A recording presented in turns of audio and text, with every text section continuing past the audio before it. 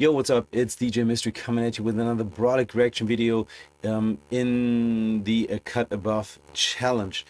Today we're looking at DJ Tyson, who is no stranger to us because DJ Tyson has also been part of the unassisted challenge, which was held this spring. The unassisted challenge was a beat juggling routine, and DJ Tyson scored an incredible 37.5 points. So of course I was expecting his video and his contribution to the Cut Above challenge. As always, we're looking at his setup, which is pretty simple in this case. Two Technics 1200s turntables with Shure M44 needles, and you can correct me on this, but I'm sure it's a Native Instruments Z2 mixer. Let's look at the video, and I'm just gonna comment a little like this and that, and then we're gonna look at the rankings by the judges.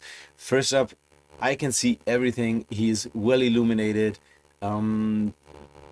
but you will see that his table that he places his camera on is just a little itty bitty shaky. All right, let's just jump in right into the video and see what he's gotten.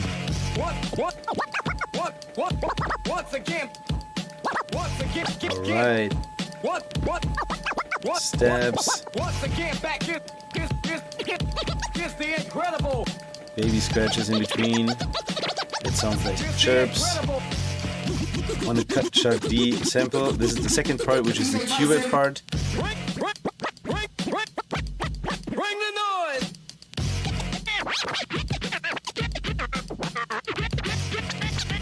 That sounded like an orbit flare. Coming back to the D styles part.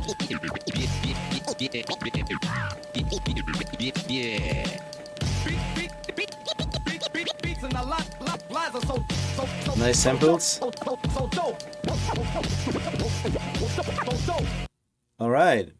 What do I have to say about this? Okay, so this table was a little shaky, so that's why the camera was a little shaking. But that's all right. As far as I'm concerned, I have a tripod, so my my camera is not attached to the table that I'm scratching on. So no matter how shaky my table is, camera is not gonna shake. All right, let's look at the rankings by Rob Swift, DJ Brandon Creato, and of course Mike C. Total score is 29. And before we jump right into that, there's three categories, and as you heard me say, there are three different parts in the whole thing. So Rob Swift gave us tracks which are about 1 minute long, and there are three parts in these tracks. The first track was supposed to be like DJ Premier scratching. Second part was more like DJ Q-Bert scratching, and the last one was more like D-Styles scratching. So there are three categories that the judges were ranking our videos on: technicality, composition, and showmanship. DJ Tyson scored 29 points, getting 4 for the technicality by Rob Swift, 4 for the composition, 2.5 for showmanship.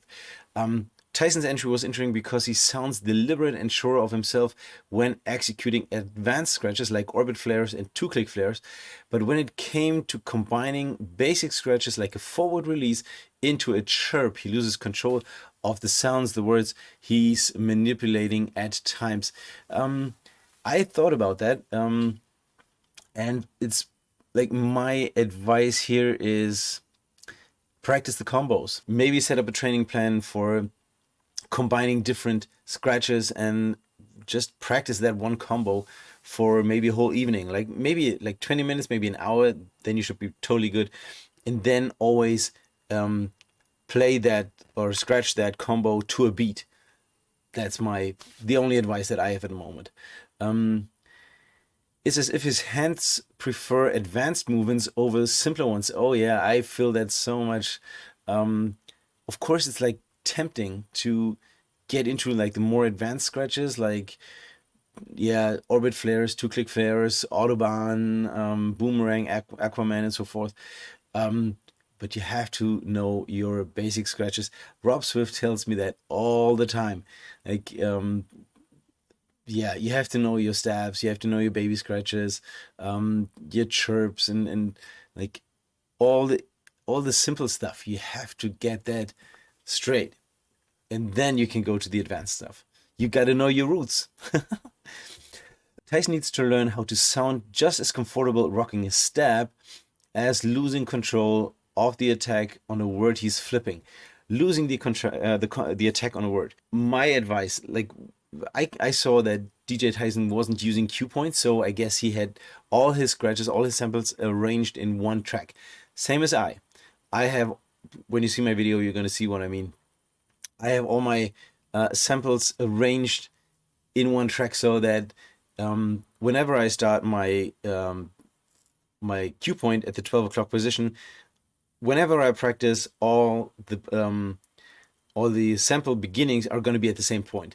So I learned where do my samples start, but also like where does that part that I want to scratch at the beginning of a sample, where is that? So that I know exactly, okay, this part or this sample starts here, and that's where exactly where I want to scratch it. And if you want to cheat just a little bit, use those little stickers on the rim or close to the rim of the turntable, of the platter, so that yeah, when you have your 12 o'clock marker and you pass that button or that sticker, you know exactly, okay, that's where my sample is.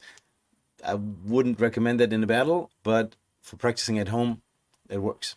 Tyson needs to learn how to sound just as comfortable rocking a stab as he's applying more technical cuts within his solo. Yeah, gotta know your rules. Total score of 10.5. Good job, man. Brandon Criado gave it technicality 2, in contrast to technicality 4 by Rob Swift. Composition 3 by Brandon, and also showmanship 3. Tyson has a good performance, but he needs to work on record control. His weakness in this area showed during his vocal breakdowns.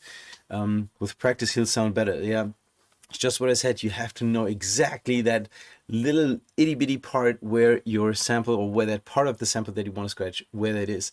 Otherwise, you're gonna lose the attack. Absolutely. Mike C, technicality 2.5, composition 4, showmanship 4. All right, last but not least, Mike C. Well composed. I like how he isn't afraid to use different parts of a phrase and is able to flip it in a slightly different ways while repeating it and maintaining the flow. That actually gives a lot to the to making your scratches more interesting. Not to scratch all the that same part over and over again, but scratch different parts of it. And even though this competition gave you only 60 seconds, if you use one sample in the first part, maybe 1 or 2 samples in the second part, and then another sample in the last part, like, you can vary the scratches by using different parts of the sample, of course, and that makes it interesting. And also shows whether you can apply maybe the same or even different scratches to different parts of a sample. Will only get better as his vocabulary of cuts continues to grow. And that's just the same as I said up here. You have to combine, you have to make combos.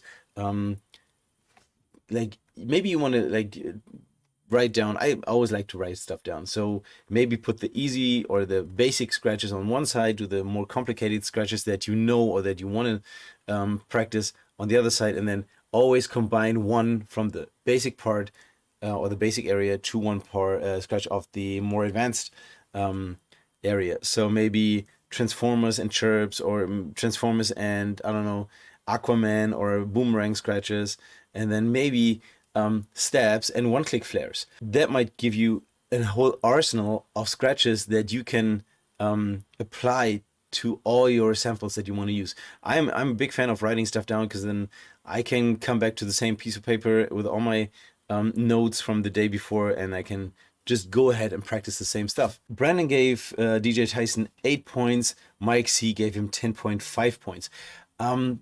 I gotta say, I was expecting more than 29 points in total. But as you can see, there's a huge difference between technicality 4 by Rob Swift, technicality 2 by Brandon, and 2.5 by Mike C. It's just maybe a question of taste.